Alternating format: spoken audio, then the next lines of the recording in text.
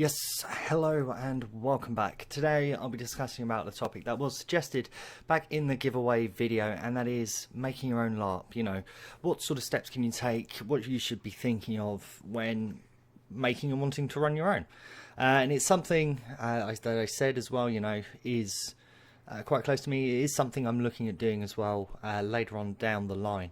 So thank you very much for that suggestion. If you have any more, by all means put them down in the comments below, and I'm almost certain they will become a future video, as when you guys give me ideas it's like, why didn't I think of that? It's really good to see.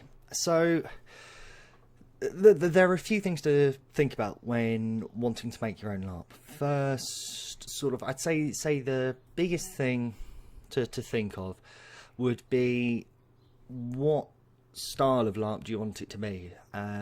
You know, do you want to go sci-fi, fantasy, post-apoc, etc., etc., those sort of things, and then get an idea of the very basic story. So it could be, you know, if it is for fantasy, the king's gone mad with power, bring him down.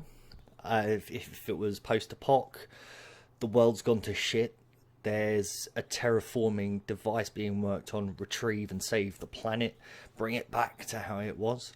Or if it's sci-fi, you know, new alien menace coming through, stave off the inevitable waves that will be coming through and give it all you've got. Very basic, you know. You don't have to go too deep into the story elements just yet. It's just get a small idea of the main points, and not necessarily for that one event. If it's, you know, something you want to be rolling on with, then, you know, think end goal for now stuff. That will always change down the line. So say if you run it for sort of 3 years, you know, the first 2 years could be, you know, bringing down the corrupt king. And then there's always a new end game that gets set. That's the beauty of LARP. You can keep sort of moving the goalposts, but while achieving massive things in the world. What you want to think about as well is the world. What sort of world are you in? This is probably the part I would say that takes the longest, and that's world building. Get an idea of setting, location, what's going on in the world, how are different sort of factions, opinions on things. You know, are there sort of any mercenary groups around? Are there sort of assassin groups who are trying to eliminate the king themselves? You know, thinking and doing world building, that is the massive part of it, and it will take the longest time to do, and quite rightly too. It's very important that when making a LARP, it's making something that people want to invest time in, and hell, maybe even invest money into as well, if it's sort of paid events. So think long and hard, I would say, mostly about world building and the very small initial sort of goalpost plot. You want to think of and try and find areas as well, either near yourself or where you're willing to travel to, where you will host said LARP. Now, you could host it in your home. There's no reason you couldn't do that. You may sort of have lots of land nearby.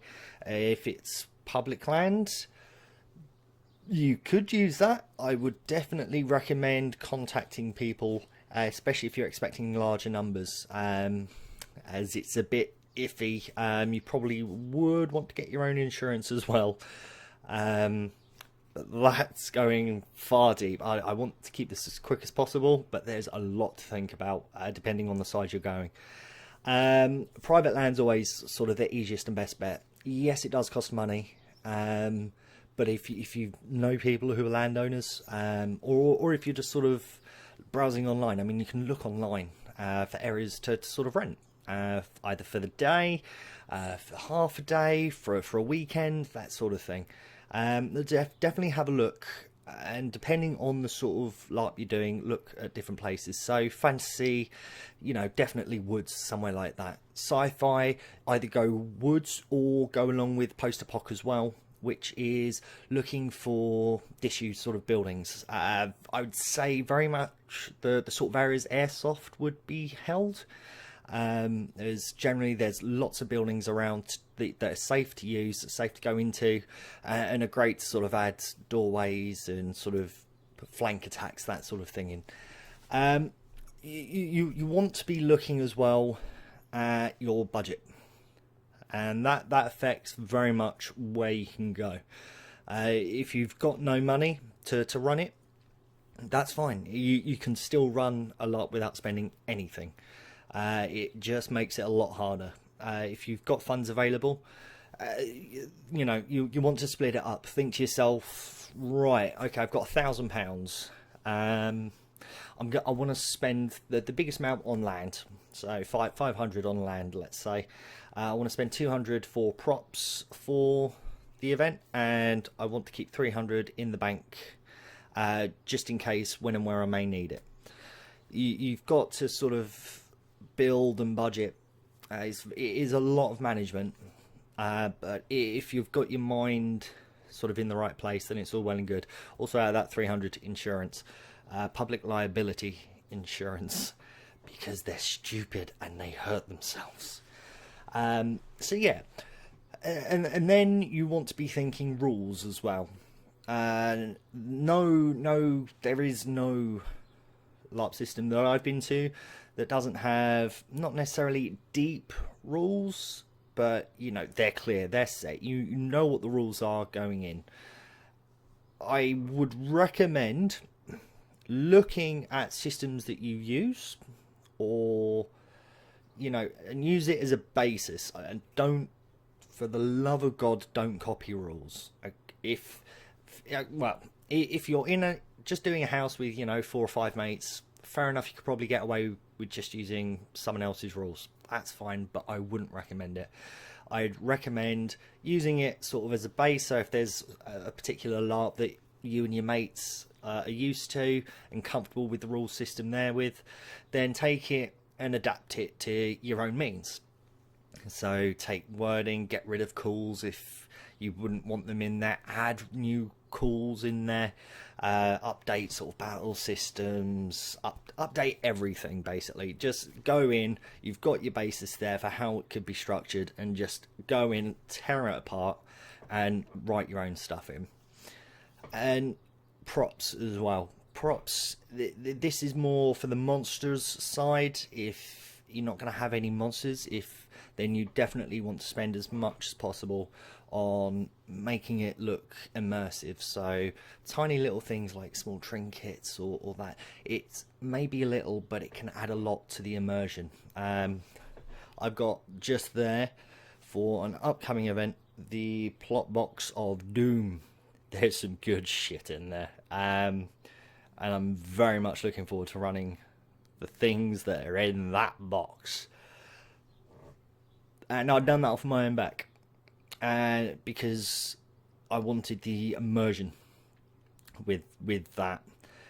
And for me, the more I can do to help bring the immersion in, the better I feel it runs. So immersion and spending just to bring more of that immersion in, I would highly recommend.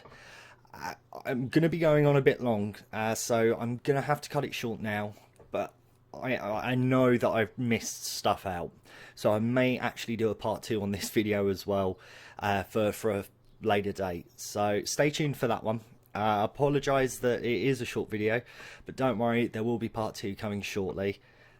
But thank you so much for watching this video. Got an idea? Put it down below, and don't forget, until the 7th of July, the competition is open. Head over to the video that's probably down there. I don't know. Anyway, until the next time, thank you so much for watching, guys, and take care, and goodbye for now.